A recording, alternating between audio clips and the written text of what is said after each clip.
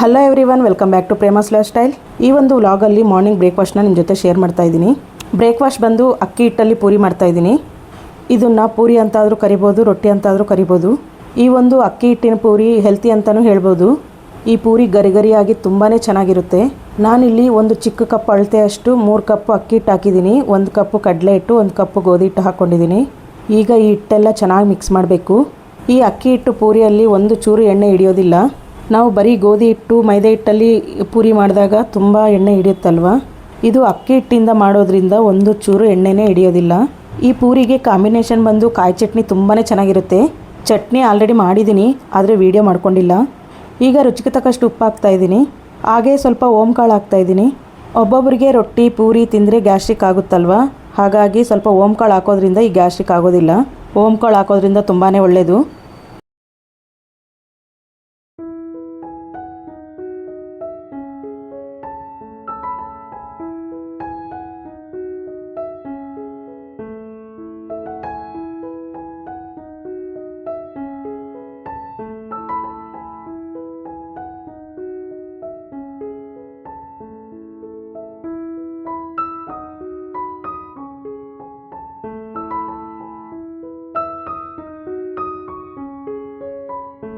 Next ಈಗ ಸಣ್ಣದಾಗಿ cut ಮಾಡ್ಕೊಂಡಿರೋ ಈರುಳ್ಳಿ, ಹಸಿಮೆಣಸಿನ್ಕಾಯಿ, ಕರಿಬೇವು, ಕೊತ್ತಂಬರಿ ಸೊಪ್ಪು, ಸ್ವಲ್ಪ ಸಬ್ಬಾಕ್ಸಿ ಸೊಪ್ಪು ಹಾಕ್ತಾಯಿದ್ದೀನಿ. ಸಬ್ಬಾಕ್ಸಿ ಸೊಪ್ಪು ಹಾಕೋದ್ರಿಂದ ತುಂಬಾ ಚೆನ್ನಾಗಿರುತ್ತೆ. ನಿಮಗೆ ಬೇಕಂದರೆ ಕ್ಯಾರೆಟ್ನೂ ಸಹ ತುರಿದು ಹಾಕ್ಕೋಬೋದು, ತುಂಬಾ ಚೆನ್ನಾಗಿರುತ್ತೆ. ಮನೆಯಲ್ಲಿ ಕ್ಯಾರೆಟ್ ಖಾಲಿಯಾಗಿತ್ತು, ಹಾಗಾಗಿ ನಾನಿಲ್ಲಿ ಹಾಕ್ತಾಯಿಲ್ಲ. ಇನ್ನೊಂದು ಕಡೆ ಸ್ಟವ್ ಮೇಲೆ ಎಣ್ಣೆ ಬಿಸಿ ಆಗ್ತಾಯಿದೆ. ಈ ಹಿಟ್ಟನ್ನ ಸ್ವಲ್ಪನೇ ನೀರು ಸೇರಿಸ್ತಾ ಕಲಿಸ್ಕೋಬೇಕು. ಒಂದೇ ಸರಿ ನೀರು ಹಾಕಿ ಕಲಿಸ್ಕೋಬೇಡಿ. ನಾವಿಲ್ಲಿ ಸೊಪ್ಪನ್ನು ಹಾಕಿರೋದ್ರಿಂದ ಅದರಲ್ಲಿ ಸ್ವಲ್ಪ ನೀರು ಬಿಟ್ಕೊಳ್ಳುತ್ತೆ, ಹಾಗಾಗಿ ನೋಡ್ಕೊಂಡು ನೀರು ಹಾಕ್ಕೊಳ್ಳಿ. ನಾವು ಎಲ್ಲಿಗಾದರೂ ಒಂದು 2-3 ಡೇಸ್ ಔಟಿಂಗ್ ಹೋಗೋವಾಗ ಈ ರೀತಿ ಪೂರಿಗಳು ಮಾಡಿಕೊಂಡ್ರೆ ತುಂಬ ಚೆನ್ನಾಗಿರುತ್ತೆ. ಈ ಪೂರಿಗಳನ್ನ ಪ್ರಿಪೇರ್ ಮಾಡಿ ತಗೊಂಡು ಹೋಗ್ಬೋದು. ಈ ಒಂದು ಅಕ್ಕಿ ಹಿಟ್ಟಿನ ಪೂರಿಗಳು ಸ್ನ್ಯಾಕ್ಸ್ ಥರನೂ ಇರುತ್ತೆ.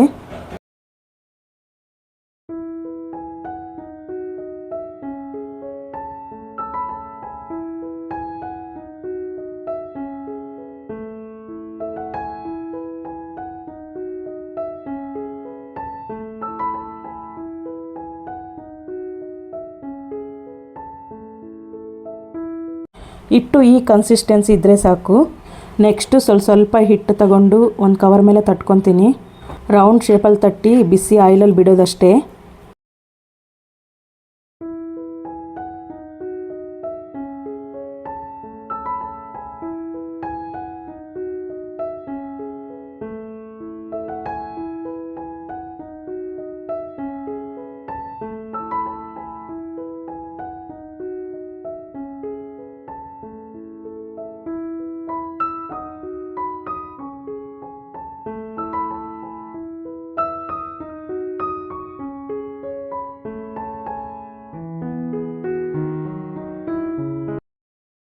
ನೋಡಿ, ಈ ರೀತಿ ಒಂದೊಂದಾಗಿ ತಟ್ಕೊಂಡು ಎಣ್ಣೆಯಲ್ಲಿ ಹಾಕ್ತಾ ಇರೋದಷ್ಟೇ.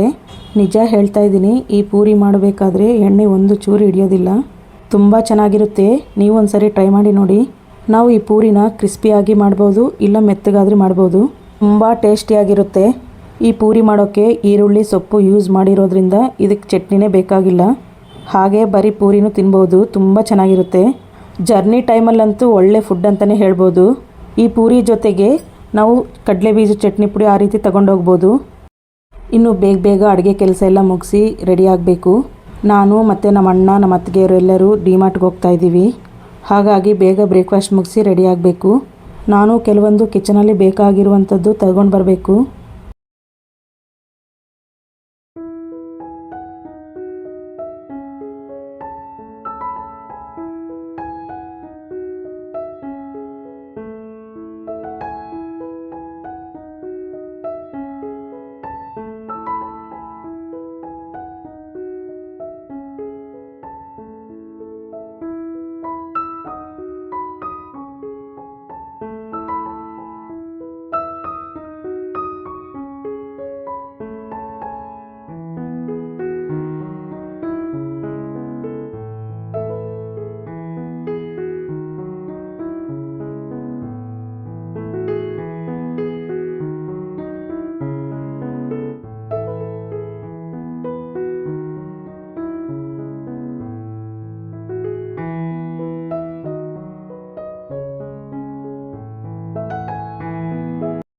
ನೆಕ್ಸ್ಟ್ ಇಲ್ಲಿ ರೆಡಿ ಆಗಿಬಿಟ್ಟು ಡಿಮಾರ್ಟ್ಗೆ ಹೋಗ್ತಾ ಇದ್ದೀವಿ.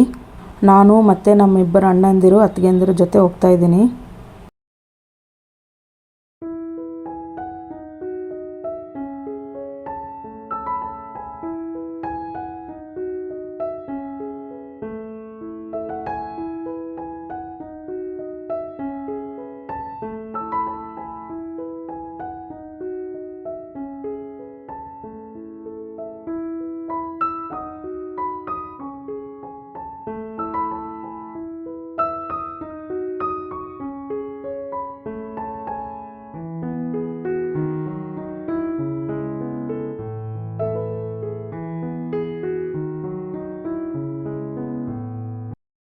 ನೆಕ್ಸ್ಟ್ ಈಗ ಡಿಮಾರ್ಟ್ ಒಳಗೆ ಬಂದ್ವಿ.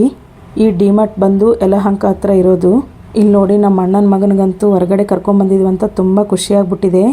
ಇನ್ನು ನಮ್ಮ ಅತ್ತಿಗೆಯವರಿಬ್ಬರು ಏನೇನು ಬೇಕೋ ಎಲ್ಲ ತೊಗೊಳ್ತಾ ಇದ್ರು. 1 ಮಂತ್ಗೆ ಆಗೋಷ್ಟು ರೇಷನ್ನ ತೊಗೊಂಡು ಹೋಗ್ತಾರೆ. ನಾನಿಲ್ಲಿ ರೇಷನ್ ಏನು ತೊಗೊತಾ ಇಲ್ಲ, ಓನ್ಲಿ ಕಿಚನ್ ಐಟಮ್ ಒಂದೇ ತೊಗೊತೀನಿ. ಇಲ್ಲಿ ರೇಷನ್ ಎಲ್ಲ ತೊಗೊಂಡ ನಂತರ ಫಸ್ಟ್ ಫ್ಲೋರ್ಗೆ ಹೋಗ್ತೀವಿ.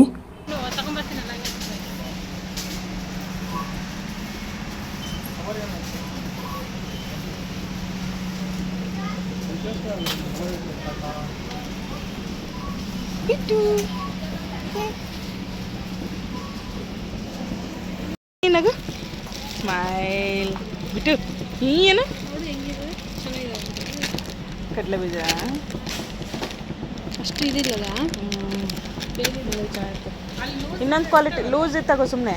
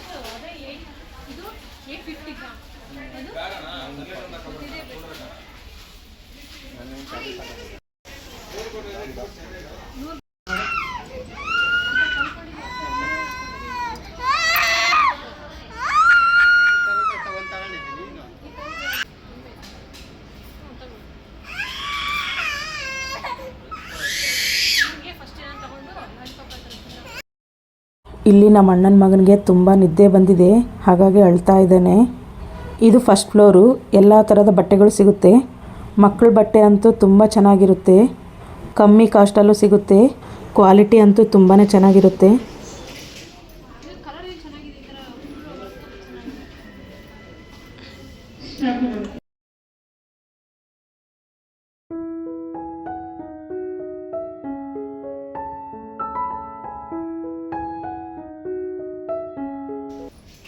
ಬಿಟ್ಟು ಬಿಟ್ಟು ಫೋನು తీసుకో ಫೋನ್ తీసుకో ಬಿಟ್ಟು. ಅಯ್ಯೋ ನೀನು ಒತ್ತಿದೆ ನೋಡಲಿ ಫೋನ್ ಪೇದು. ಇಲ್ಲಿ ನೋಡಿ, ಚಿಕ್ಕ ಮಕ್ಕಳನ್ನ ಶಾಪಿಂಗ್ಗೆ ಕರ್ಕೊಂಡು ಹೋಗಿದ್ವಿ ಅಂದರೆ ಈ ರೀತಿಯಾಗಿರುತ್ತೆ ಪರಿಸ್ಥಿತಿ. ಅವರು ಸುಮ್ಮನೆ ಇರಬೇಕಂದ್ರೆ ಫೋನಲ್ಲಿ ರೈಮ್ಸ್ ಆನ್ ಮಾಡಿಕೊಡ್ಬೇಕು, ಇಲ್ಲ ಅಂದರೆ ಏನು ನೋಡೋಕ್ಕೂ ಬಿಡಲ್ಲ, ಶಾಪಿಂಗ್ ಮಾಡೋಕ್ಕೂ ಬಿಡಲ್ಲ. ತುಂಬ ಹಠ ಮಾಡ್ತಾನೆ. ಇಲ್ಲಿ ನೋಡಿ ನಮ್ಮ ಅತ್ತಿಗೆ ಎಲ್ಲಿ ಕೂರಿಸಿದಾರಂತ. ಇವನ್ನ ನೋಡಿ ತುಂಬ ನಗ್ತಾ ಇದ್ವಿ.